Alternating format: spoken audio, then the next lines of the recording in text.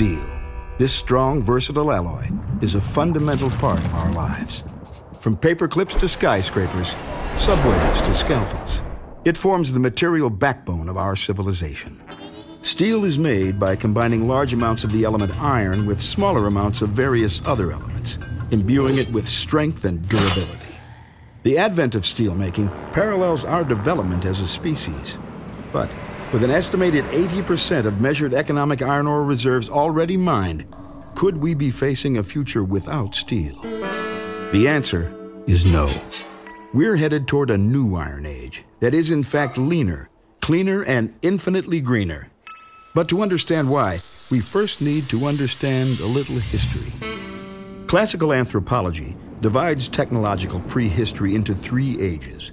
The Stone Age, when our earliest ancestors relied on crude tools made from various types of stone and bones.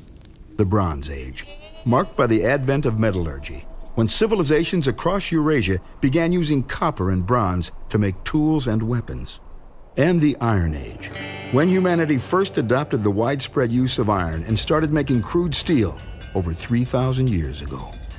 While the advantages of steel were apparent, it remained difficult to manufacture in large quantities. All of that changed in the 1700s with the coming of the Industrial Revolution and the invention of the modern blast furnace. Fueled by coking coal, these huge furnaces gave the world its first taste of iron making and mass-produced crude iron stock. By adding flux, typically limestone, to the molten iron, iron makers were able to remove many of the natural impurities known as slag and manufacture vast quantities of relatively pure iron bars and ingots, or pigs. This pig iron was shipped around the world to be wrought by blacksmiths or remelted and recast. The next major leap forward in steelmaking came as a result of the massive technological boom created by the Second World War.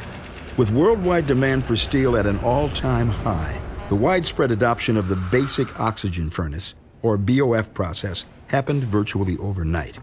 This advent allowed steelmakers to move molten pig iron from the blast furnace into a BOF vessel, into which pure oxygen could be blown, effectively and beneficially lowering the carbon content of the alloy.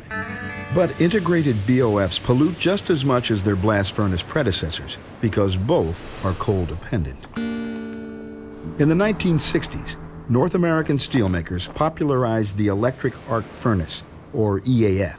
EAFs do not integrate blast furnaces and do not use coking coal reductant.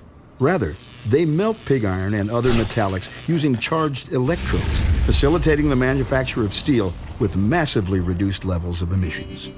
Today, in the Great Lakes Area Steel Manufacturing District bordering the US and Canada, where more than 80 large manufacturing facilities produce 60% of North America's steel, EAFs outnumber BOFs 2 to 1. Good news for the environment, but globally, the adoption of EAFs has been slower, as the cost and availability of electricity still outweighs the cost of coking coal in many parts of the world.